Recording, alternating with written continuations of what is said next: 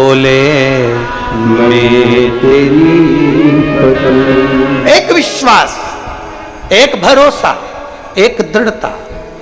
Doctor कह दिए, इलाज चलता रहा, इंदौर में लगे रहे, पर शिव भक्ति इसी को कहते हैं, शंकर की उदारता इसी को कहते हैं, शंकर की कृपा इसी को कहते हैं।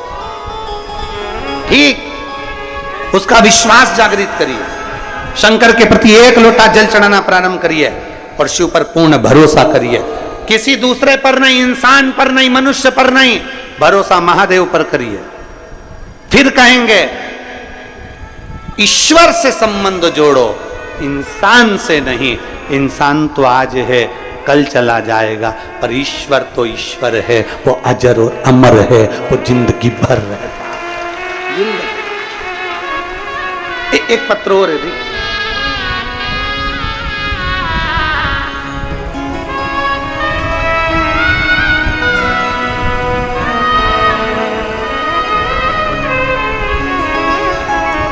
महाराज,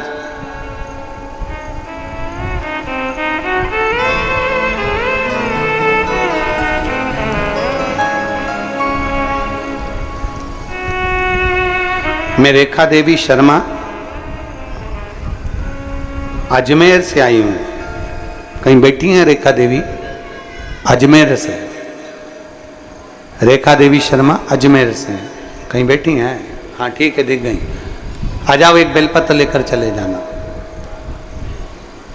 मेरा बेटा सरकारी जॉब के लिए अप्लाई करता रहा, पर उसका कहीं जॉब नहीं लगा। मैं हमेशा अपने बच्चे से कहती थी, देख मेहनत कर, संघर्ष कर, बाबा सुनेगा जरूर। बच्चा कहता है माँ, पर मुझे तो नौकरी करना है, तो फोर्स में करना है, आर्मी में करना है, पर मेरा जॉब नहीं लग सकता क्योंकि मैं इतना मेहनत नहीं कर सकता। मैंने अपने बच्चे से कहा तू मेहनत तो कर। और सियोर वाला महाराज कहता है कि एक लोटा जल चढ़ाने से सभी समस्या का हल होता है, तू मंदिर जाना प्रारंभ कर। मेरे बेटे ने इतनी मेहनत करी गुरुदेव, पहले तो शिव को मानता नहीं था, फिर बाबा को मानना प्रारंभ करा, पशुपतिनाथ का व्रत किया, और बाबा की कृपा से एक बार व्रत किया नहीं हुआ, 2 बार व्रत किया नहीं हुआ, 3 बार मेरे बेटे ने व्रत किया। तब बाबा की कृपा से आज मेरा बेटा इंडियन आर्मी में सिलेक्ट हो गया। मैं बाबा को यहाँ धन्यवाद देने के लिए आया। एक विश्वास, एक भरोसा, एक दृढ़ता और एक हमारे भीतर की भक्ति, हमारे भीतर का बल आपको मंजिल तक पहुंचा देगा।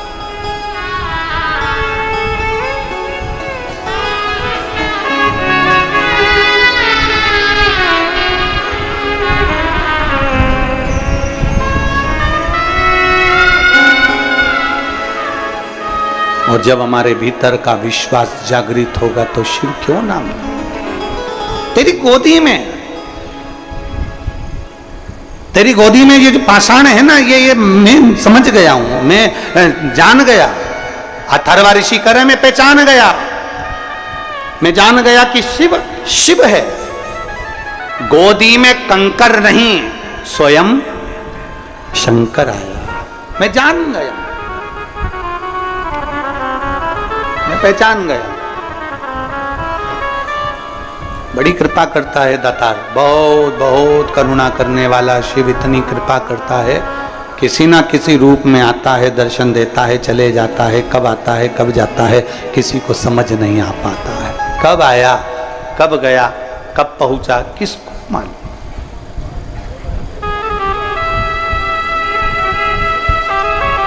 किसी को ना बताओ कि आपने शिव को देखा है। दुनिया नहीं समझ सकती आपको, बिल्कुल नहीं समझेगी। लोग आपको पागल समझने लगते हैं। ये तो पगला गई है, सियोर वाले महाराज की कथा सुन सुन के। ये तो पागल हो गई है, बावरी हो गई है, कमली हो गई है, इसमें अक्ल नहीं है, ये दिन भर ऐसे ही लगी रहती है। उसको नहीं बता सकते कि मैंने क्या पाया, क्या पाया मैंने। महाराज अथर्वा बाबा ने कहा कि अब ये कंकर मिला है, इसी की पूजन कर।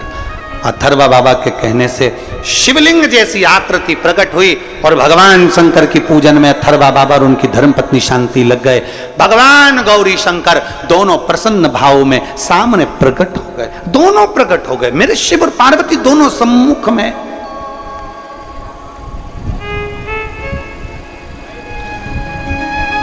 कहा जो अथर्वा बाबा ने देखा, प्रभु आप मां के साथ? शांति नेत्र बंद कर कर बैठी थी। आज मेरे गौरी शंकर, आज मेरे शिव शंकर मेरे सामने आए हैं। शंकर जी ने कहा कि मांगो, तुमको क्या चाहिए, क्या चाहिए, क्या दें हम आपको, मांग लो आज। और जब शिव कहे कि मांग लो, तब बहुत विचार करना और बाबा के ऊपर छोड़ देना। क्या मांगू? तूने मनुष्य का शरीर दे दिया, तेरे मंदिर तक एक लोटा जल चढ़ाने के लिए रोज बुला लेता है, रोज तेरा दर्शन करा लेता है, इससे बढ़कर दुनिया में और क्या चाहिए? तू मेरा हो जा, बस इतना ही चाहिए, तू मेरा। और शंभु शरणे पड़ी मांगू घड़ी रे दुख काटो दया करी ने दर्शन। एक विश्वास अपने भीतर जागृत करिए, शिव तत्व की ओर जागृत करिए, शंकर जी की ओर जागृत करिए। मांगो तुम्हें क्या चाहिए? मुझे कुछ नहीं चाहिए। फिर भी मांगो क्या चाहिए? तब अथर्व बाबा ने कहा मुझे पुत्र चाहिए, एक बेटा चाहिए, बस एक पुत्र, और ऐसा पुत्र चाहिए जो जनमानस के कल्याण की बात करे। एक पुत्र चाहिए जो संपूर्ण विश्व के कल्याण की बात करे। एक पुत्र चाहिए जो संपूर्ण जगत का उद्धार कर दे। केवल मनुष्य का नहीं, केवल पशु पक्षी का नहीं, देवताओं का भी कल्याण कर दे। ऐसा पुत्र चाहिए, ऐसी संतान चाहिए। भगवान शंकर ने वर दे दिया, अथर्वा तुम्हारे घर में एक पुत्र का जन्म होगा, तुम चिंता न करो। तब मां ने पूछ लिया शांति से, तुझे क्या चाहिए? शांति कहती है बस इतनी कृपा कर दो, मेरे घर में एक लक्ष्मी जैसी बेटी का जन्म हो जाए जो संपूर्ण विश्व का कल्याण करे। पिता बेटा मांग रहा है, पत्नी बोलो तो जम के बेटी मांग रही है।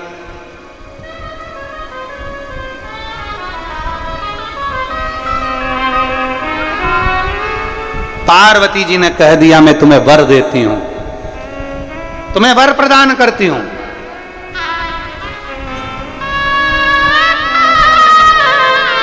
कृपा कर कर हमें सीहोर में जन्म दे दिया होगा और आप लोगों को शंकर के शिवालय तक भेजने की जवाबदारी दे दी। हम जानते हैं हमें कुछ नहीं आता, केवल एक ही चीज आती है कि तुम शंकर के मंदिर तक जाओ, शिव के द्वार जाओ, शंकर के द्वार जाओ, शिवालय जाओ, शंकर की चौखट पर जाओ, इससे ज्यादा कुछ नहीं।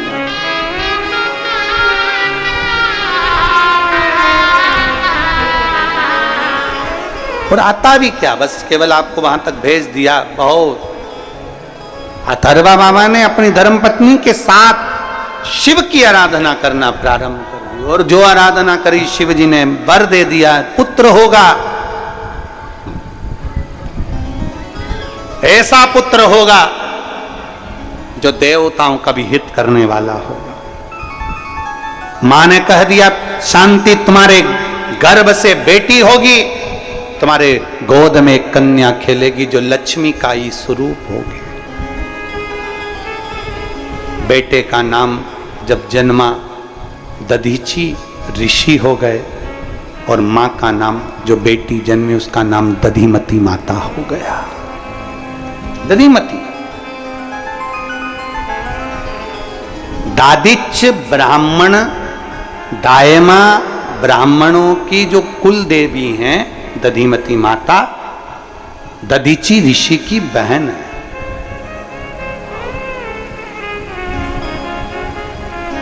जितने दादिच ब्राह्मण हैं, जितने दायमा ब्राह्मण हैं, जितने दादिच ब्राह्मण हैं उनकी बुद्धि में ये बैठना चाहिए कि आपकी कुल देवी कोई साधारण नहीं, दधिमती माता है जो संपूर्ण विश्व का कल्याण करने वाली मां,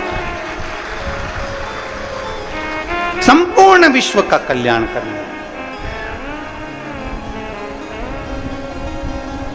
दधीचि ऋषि की बहन, मां शांति के गोद में प्रकट होने वाली, मां शांति की गोद में खेलने वाली, अथर्वा बाबा की पुत्री कहलाने वाली, वो साधारण नहीं है।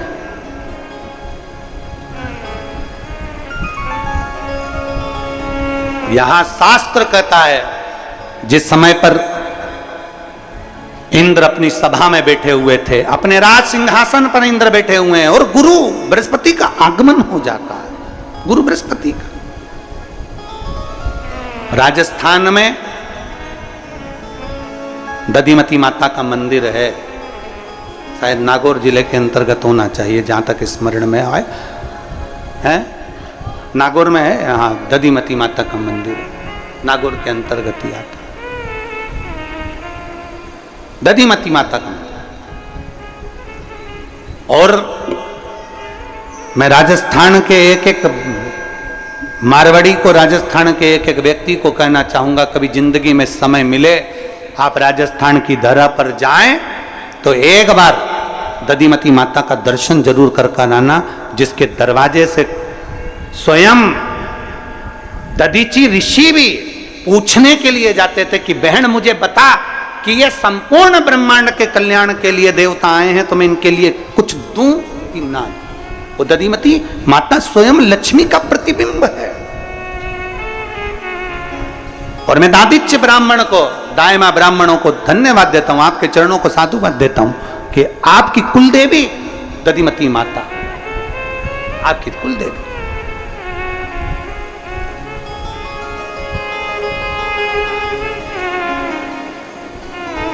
भारत की भूमि का पहला मंदिर है जिसकी शिखर पर पत्थर पर अंकित पूरी रामचरितमानस है, वो दधिमती माता है। रामचरितमानस पूरे शिखर पर अंकित है दधिमती माता।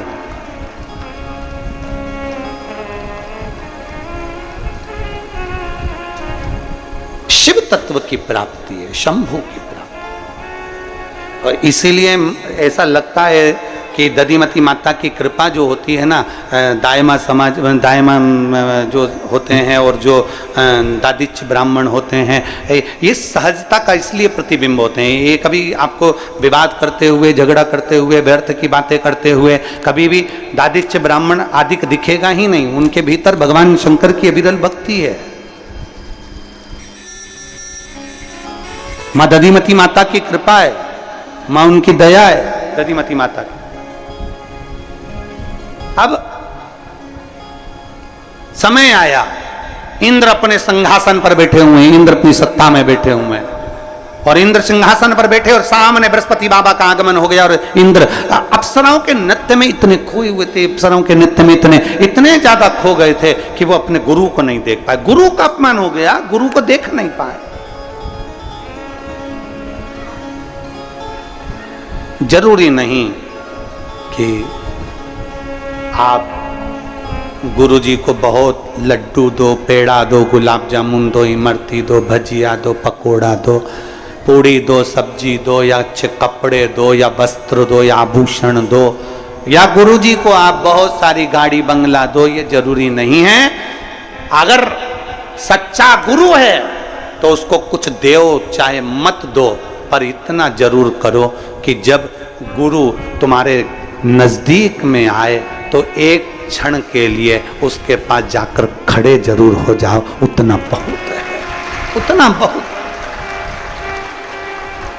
जरूरी नहीं कि आप गुरुजी को लड्डू देंगे तो गुरुजी प्रसन्न होंगे, गुरुजी को गाड़ी दोगे तो प्रसन्न होंगे, बंगला दोगे तो प्रसन्न होंगे, ठाट दोगे तो प्रसन्न होंगे, बहुत सारा वैभव दोगे तो प्रसन्न होंगे। नहीं, जरूरी नहीं।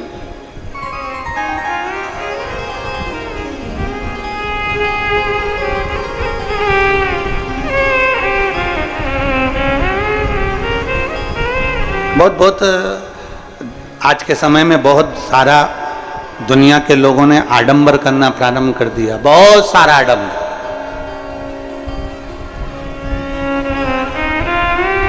गुरुजी को बुलाना है, नया मकान बनाओ। गुरुजी को बुलाना है, नई गाड़ी लाओ। गुरुजी को बुलाना है, नया ये सामान लाओ। ना ना ना ना,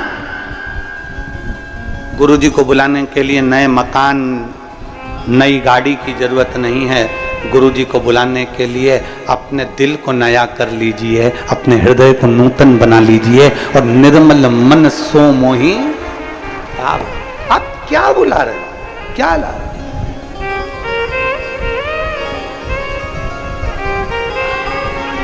केवल मन को पवित्र बनाने का प्रयास करो। धन से कभी गुरु नहीं आता। असली गुरु कभी धन का भूखा नहीं होगा। असली गुरु कभी सत्ता का भूखा नहीं होगा। असली गुरु कभी वैभव का भूखा नहीं होगा। असली गुरु तुम्हारे धन के बल पर नहीं आएगा। असली गुरु तुम्हारे वैभव के बल पर नहीं आएगा। असली गुरु तुम्हारे सत्ता के बल पर नहीं आएगा। असली गुरु के लिए तुम करोड़ों की दौलत सामने रख दो तो भी नहीं आएगा। असली गुरु होगा तो वो एक गरीबड़े के घर भी चले जाएगा और असली गुरु होगा तो एक अमीर के घर भी पहुंच जाएगा। उसमें भेद नहीं है। असली गुरु को तुम्हारे वैभव, धन और सत्ता की जरूरत नहीं पड़ती। असली गुरु तो एक साधारण से साधारण व्यक्ति के दरवाजे पर भी पहुंचने को तैयार हो जाता है। असली है तो, और नकली है ना तो तुम वैभव दीजिए, धन दीजिए, संपदा दीजिए, सत्ता दीजिए, गाड़ी बंगला बहुत लगा दीजिए, तब गुरु तुम्हारे यहां पहुंच जाए। ना ना ना, असली असली होता है।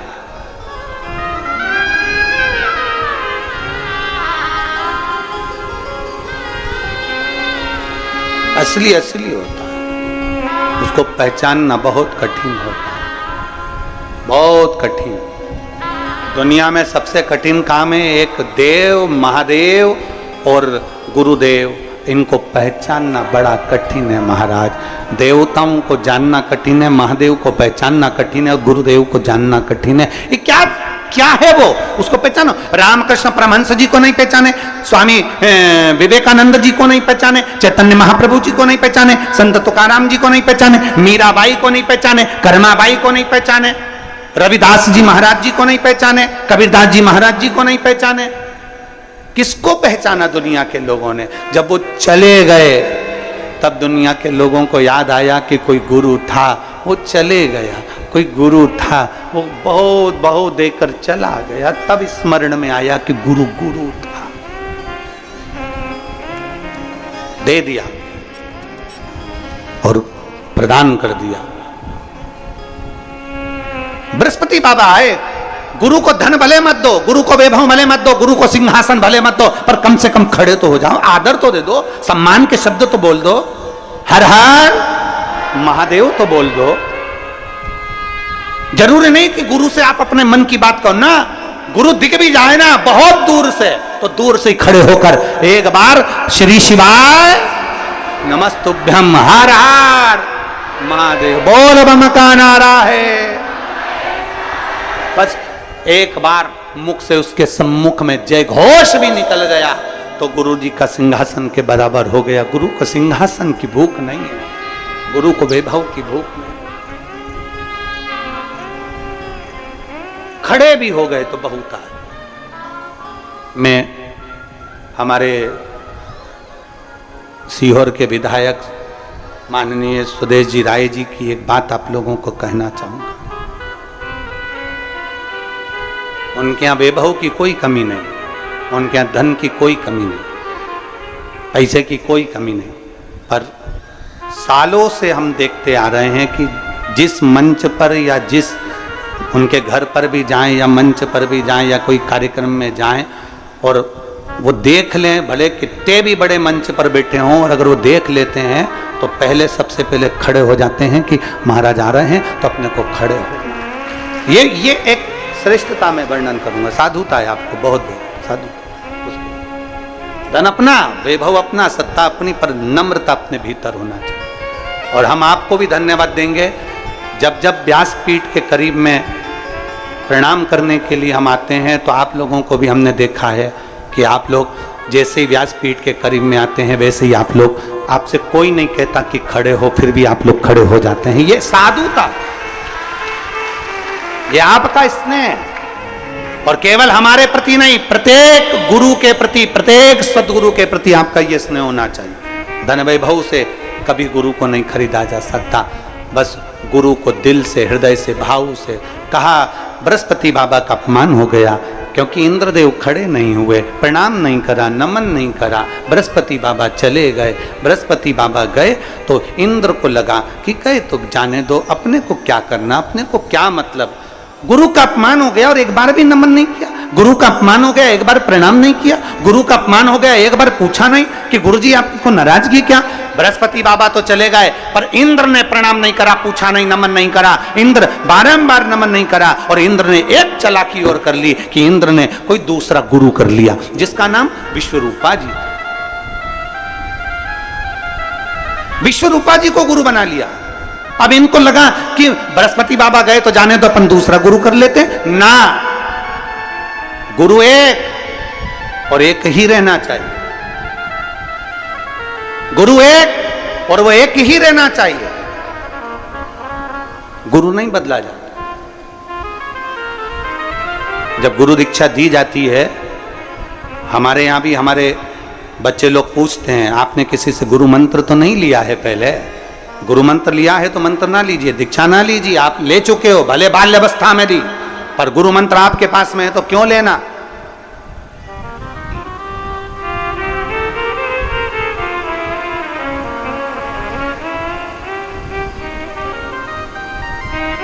कई लोग कह देते हैं हमने उनसे मंत्र लिया था, उनके साथ ऐसा हो गया, लोग ऐसा हो गया।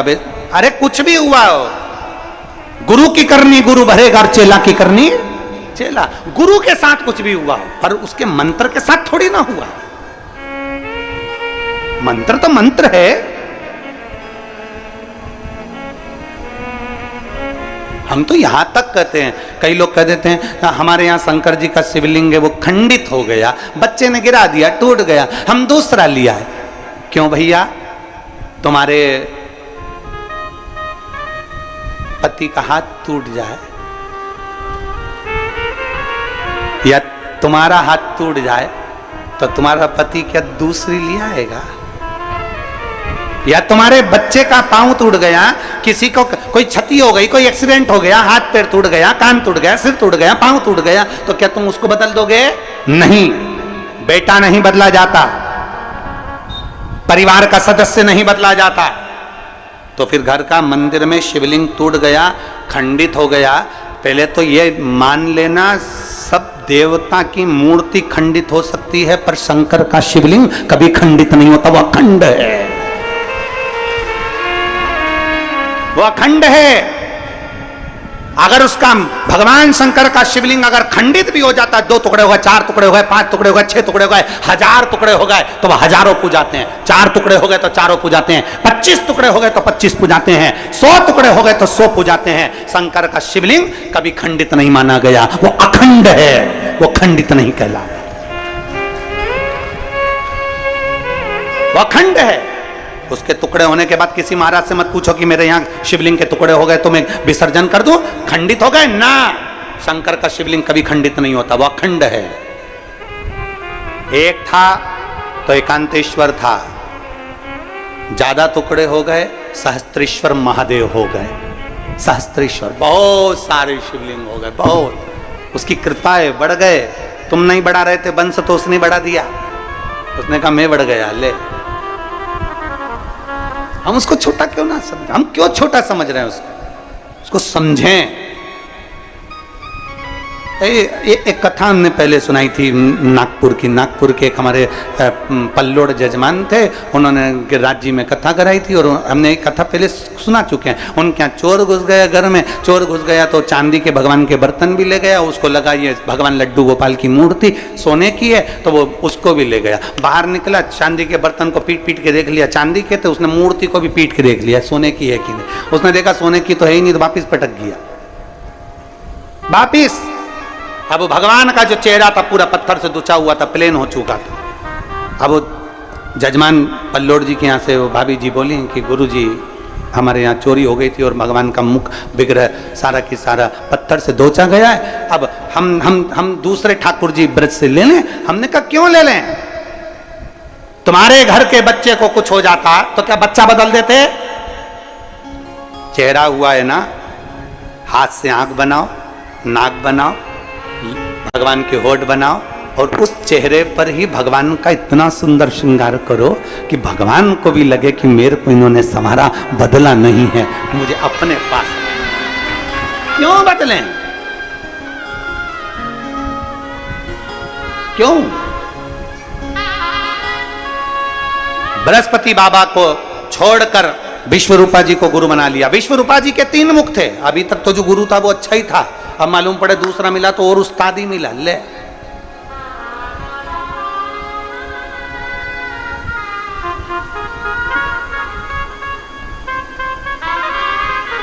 कई लोग बड़े होशियार रहते हैं, विचार करते हैं मैं तो थोड़ी देर से भोजन करूंगी, उनको लगता है कुछ नया नया आइटम और खाने को आएगा। मैं तो थोड़ी देर से और भोजन करूंगी, उनको लगता है शादी में बहुत सुंदर सुंदर आइटम और बढ़ जाएगा, 2-4 स्टॉल और चालू हो जाएंगे। इंतजार करते करते मालूम पड़े जब खाने जाती है तो पानी पतासे का पानी मिलता है, पतासा तो गायब भी हो जाता है, और पतासा मिल भी गया तो आलू नहीं मिलेगा, और आलू मिल भी गया तो पानी नहीं मिलेगा। चम्मक लड्डू वाले के पास जाएगी तो चम्मक मिलेगा, लड्डू गायब रहेगा। क्या मतलब? जो मिला समय पर वो श्रेष्ठ मिला, जो घर मिला बहुत अच्छा मिला, परिवार मिला बहुत अच्छा मिला, भगवान ने काया दी बहुत अच्छी दी, भगवान 2 रोटी दे रहा है बहुत अच्छा दे रहा है। दूसरे को देखकर ये मत सोचना कि उसके पास करोड़ों का धन है तो हमको मिल जाना चाहिए ना। भगवान जो दिया वो कम ना दिया। इंद्र ने दूसरा गुरु बना लिया, उसके 3 मुख थे, इंद्र से भाग लेता था, असुरों को देता था। क्रोध आ गया इंद्र को, उन्होंने तलवार उठाकर 3 सिरों को काट दिया। ब्राह्मण हत्या माथे चढ़ गई, ब्राह्मण हत्या माथे चढ़ गई। और ब्राह्मण हत्या जब माथे चढ़ी, इंद्र ने सोचा क्या करूं, एक कमल की डंडी के अंदर इंद्र जाकर छुप गए। नारद जी ने कहा कब तक छुपे रहोगे, ब्राह्मण हत्या तो पीछा छोड़ने वाली नहीं है, एक काम करो इस ब्राह्मण हत्या को 4 जगह पर बांट दो। पहला, पृथ्वी को ब्राह्मण हत्या का भाग दिया तो पृथ्वी का बंजर भाग ब्राह्मण हत्या का भाग है। पृथ्वी पर जो वृक्ष लगते हैं, वृक्ष में जो गोंद लगती है वो ब्राह्मण हत्या का अंश है। इसलिए भगवान के प्रसाद में गोंद नहीं डलती, क्योंकि उसमें ब्राह्मण हत्या का अंश रहता है। गोंद के लड्डू का भोग भगवान को नहीं लगता, क्योंकि उसमें ब्राह्मण हत्या का अंश रहता है। दूसरा भाग दिया जल को, जल के ऊपर जो फेन रहता है वो ब्राह्मण हत्या का अंश है। तीसरा भाग दिया अग्नि को, अग्नि की जो ऊपर नीली लपट रहती है वो ब्राह्मण हत्या का अंश है। चौथा भाग दिया स्त्री को, स्त्री का रजस्वला होना ब्राह्मण हत्या का अंश है। 4 स्थान पर बांट दिया। इंद्र वापिस सिंहासन पर जाने लगे। मालूम पड़ा कि विश्वरूपा जी के पिता त्वष्टा ऋषि ने एक यज्ञ करके वृत्रासुर को उत्पन्न कर लिया। वृत्रासुर से हार गए, सारे देवता हार गए, बार बार हार गए। इंद्र घबरा गया, तुरंत भगवान ब्रह्मदेव के पास गए, ब्रह्मा जी कुछ करिए। ब्रह्मदेव ने कहा शंकर जी के पास जाइए। भोलेनाथ जी ने कहा केवल इसका एक सार तत्व है, केवल एक सार तत्व इसका है। क्या सार तत्व? इसका सार तत्व केवल इतना है कि दधीचि ऋषि के पास जाओ और उनसे उनकी अस्थियां मांग लो। वो अस्थियां शस्त्र का काम करेगी और वृत्रासुर मर जाएगा। दधीचि ऋषि के पास इंद्र पहुंचे उससे पहले दधीचि ऋषि अपनी बहन दधिमती के पास पहुंच गए।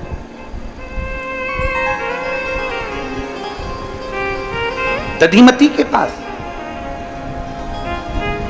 दधीचि ऋषि अपनी बहन दधिमती के पास गए और दधिमती से कहा बहन, ओ बहन। दधिमती ने जैसे ही सुना मेरा भाई दधीचि आया है, हाँ भैया क्या बात है? दधिमती से कहा बहन, देवता आने वाले हैं मेरी अस्थियों को लेने के लिए, मुझे मेरे शरीर छोड़ना पड़ेगा, तू कहे तो मैं छोड़ दूं। बहन बड़ी विद्वान थी, उसने कहा भैया तू चिंता मत कर, शिव के भरोसे शंकर के आश्रित होकर तू अपना शरीर छोड़ देना, शरीर छोड़ देना। एक प्रसंग आता है, एक पत्नी रो रही थी, पति के प्राण छूट रहे थे, उसका अंतिम समय चल रहा था, वो पड़ा हुआ था पलंग पर, वो प्राण छूट रहे थे, पत्नी रो रही थी, तुम मुझे किसके सहारे छोड़कर जा रहे हो? पत्नी रो रही है, स्वामी आप मुझे किसके सहारे छोड़कर जा रहे हो? अपने बच्चों को किसके सहारे छोड़कर जा रहे हो? अपने देवर के सहारे, जेठ के सहारे, ससुर के सहारे, सास के सहारे, परिवार वालों के सहारे, नंदोई के सहारे, ननन के सहारे, मोहल्ले वालों के सहारे, आप अपने पत्नी और बच्चों को किसके सहारे छोड़कर जा रहे हो? पति ने जवाब दिया, जो मुझे लेकर जा रहा है मैं उसी के सहारे तुझे छोड़कर जा रहा हूं। तुम मुझे किसके सहारे छोड़कर जा रहे हो? मेरे बाबा दया करना, मैं तेरे भरोसे, भोले बाबा दया करना, मैं तेरे भरोसे। एक पत्र आया है,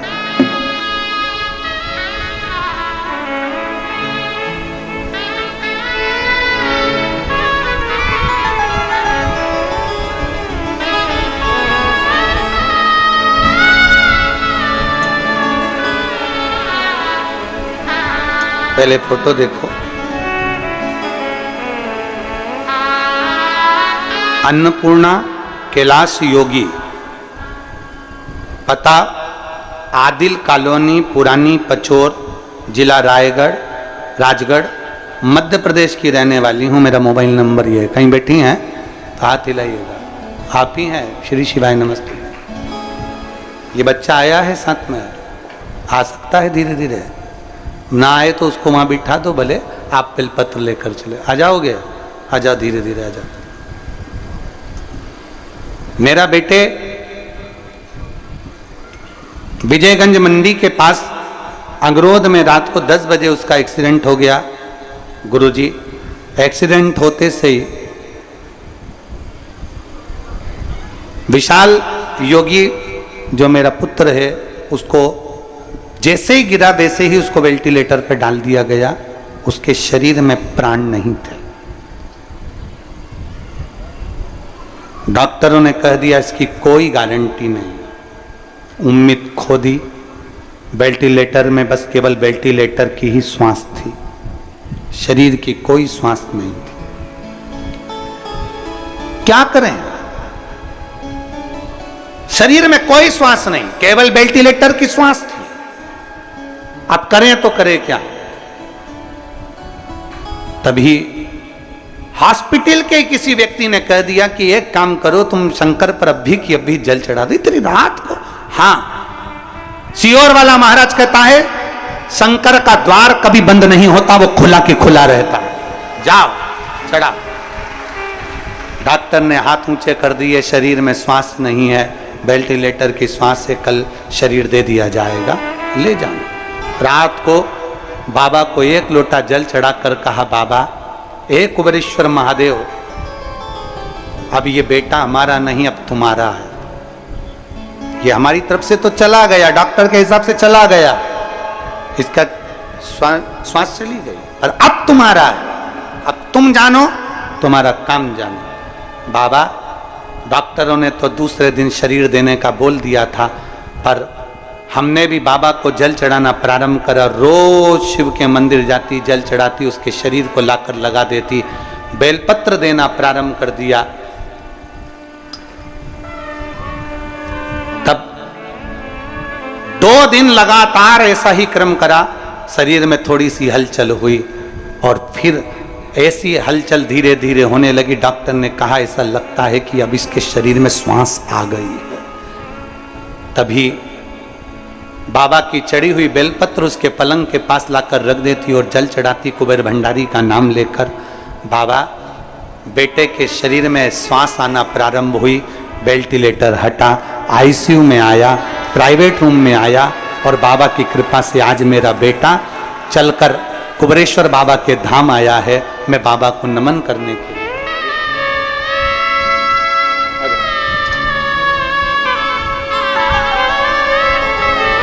और मैंने तेरे ही भरोसे बाबा, तेरे ही भरोसे आवाज़ उड़ती आवाज़ बाबा डोर अंतो छठी